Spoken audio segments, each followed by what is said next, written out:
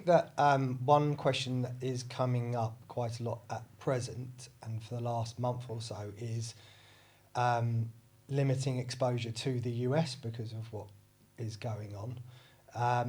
But I think that's quite a dangerous ploy.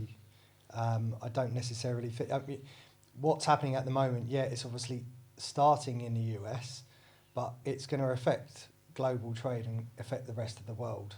So if the US gets sick, the rest of the world is going to catch a cold.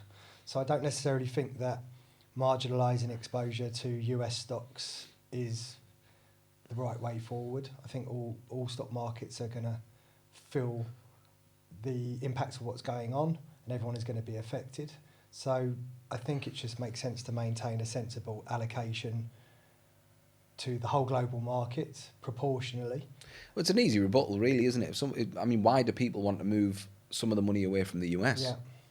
I mean, half of them, it's probably a personal thing because they don't like Trump, but Yeah. you know, half of the US don't like him, so they might as well leave some asset allocation to the US. And let's be honest, it's the biggest market in the world. And so let's remember the US, over the last sort of 18 months to 2 years, it was only a small handful of companies that were driving market returns in the US on the S&P 500. Yeah. I think there was some statistic where last year Nvidia delivered 35% of the overall return of the whole index, one stock.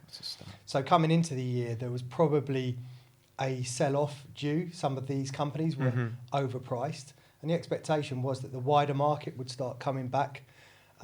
So what's happened is, with the introduction of the tariffs, that has maybe brought about a sell-off that was going to happen anyway via other means.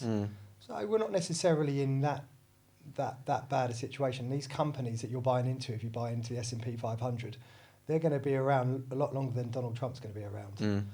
And if you've still got a long time through to retirement, or a long retirement ahead of you, I wouldn't get overly worried about it. it's a valid point, that, isn't it? Even people that are starting retirement now, if they want to outweigh inflation and draw down a percentage, they are going to need to make some equity investments still, aren't they? Absolutely. They need to be in the markets. Long-term asset allocation. Yeah. Yeah.